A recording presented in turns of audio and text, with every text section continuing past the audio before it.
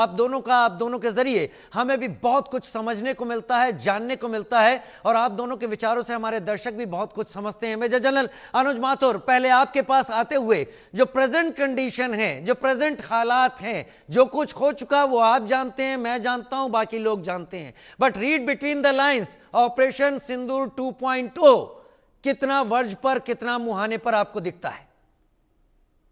राजीव, देखिए, मैं एक इसमें थोड़ा सा अपना अपना अलग एक एंगल देना चाहूंगा इस पूरे डिस्कशन को, कि ऑपरेशन सिंदूर 2.0 भारतीय सेनाओं का काइनेटिक एक्शन अलोन नहीं।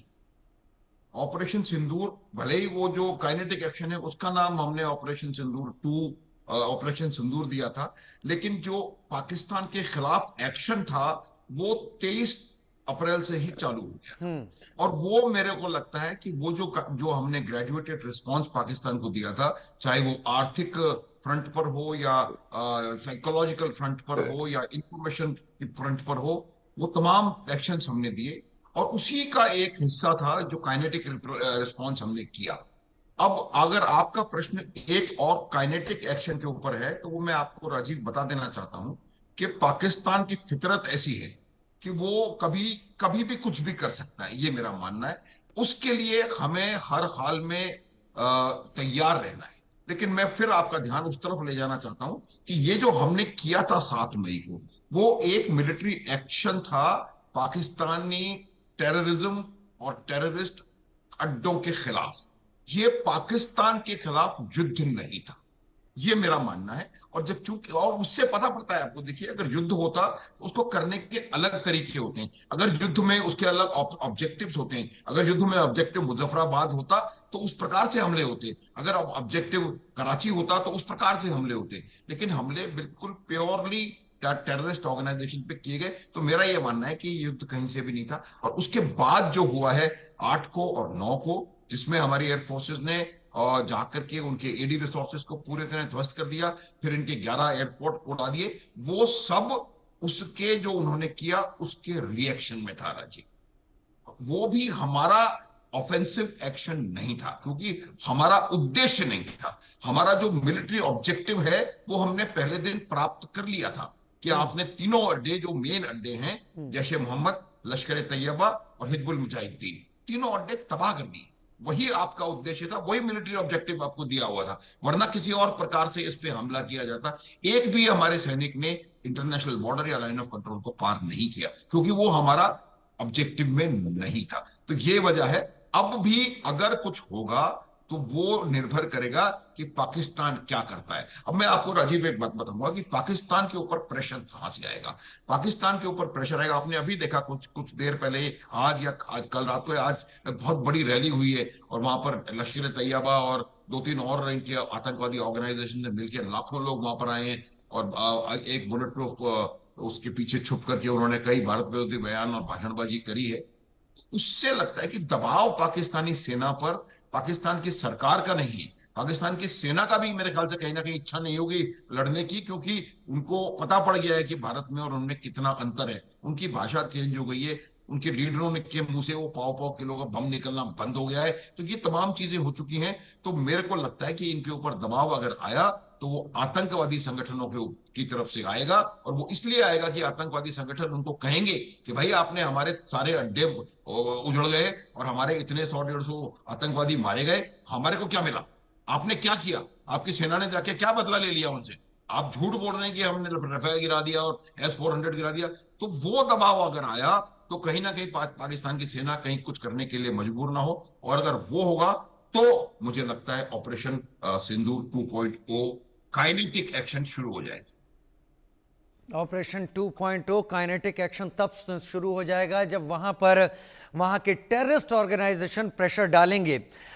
विंग कमांडर प्रफुल्ल बख्शी, इससे पहले भी हम उरी के वक्त देख चुके हैं, हम पुलवामा के वक्त देख चुके हैं। भारत का इस तरीके से जवाब देना कोई नई बात नहीं है, और एयरफोर्स का पिन पॉइंट प्रिसीजन स्ट्राइक करना इस बार सबूतों के साथ सामने आया है और पाकिस्तान की तरफ से सबूतों के साथ सामने आया है। लेकिन क्या इतनी जल्दी पाकिस्तान पर यकीन कर लेना सही होगा? एक सवाल। दूसरा, ये हम लगातार कई एक्सपर्ट से ये सुन रहे हैं कि ये रिटेलिएशन था, ये वॉर नहीं था। क्या वॉर जैसा कुछ बचा था डिफाइन करने के लिए पाकिस्तान के रिटेलिएशन के बाद, जब उसने हमारे शहरों पर टारगेट करना शुरू किया था? Wing commander Bakshi. Thank you Rajiv.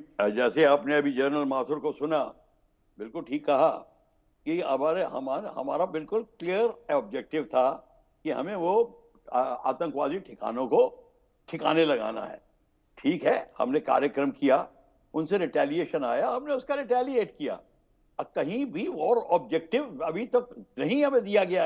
ये हम पहले भी आपके डिस्कशन कर चुके हैं कि जब ओवरऑल वॉर होता है, उसके वॉर टोटल ऑब्जेक्टिव्स दिए जाते हैं, एम ऑफ द वॉर दिया जाता है, उसकी ब्रीफिंग होती है, और ये फिर यहाँ कश्मीर से नहीं स्टार्ट होगा। अगर मैं कहीं होता और जनरल माथुर या और होते, वो उनको अपना जो प्लानिंग होती है वो होता। टू स्टार्ट विद हम ब्लॉकेट करते कराची को, बलूचिस्तान में जो आगजनी हो रही उसका फायदा उठाते, थ्रस्ट लगाते सिंध में, और कई चीजें होती हैं। और ये जो अभी हमने अटैक किए सिर्फ 3 ब्रह्मोस से, किसने कहा 3 ही लगाओ? आप 30 लगाते, आपको पता क्या हो जाता? एब्सोल्युटली उनका किराना हिल नीचे आ जाता। अभी तो सिर्फ उसके अंदर का जो स्टोर था वो हिला है, उनके पत्थर हिले हैं। ये सारा का सारा वॉर में और चीजें होती हैं, तैयारी और किस्म की होती है, और कोई जल्दबाजी नहीं करी जाती कि आप एक स्टेट में वॉर कर दो आप, और ओवरनाइट आपने वॉर शुरू कर दी। बड़ी प्रिपरेशन की जरूरत होती है। और government will have to plan out with the railways. सारा का सारा नॉर्थ इंडिया का ग्रिड रुक जाएगा अगर लड़ाई शुरू हो जाएगी।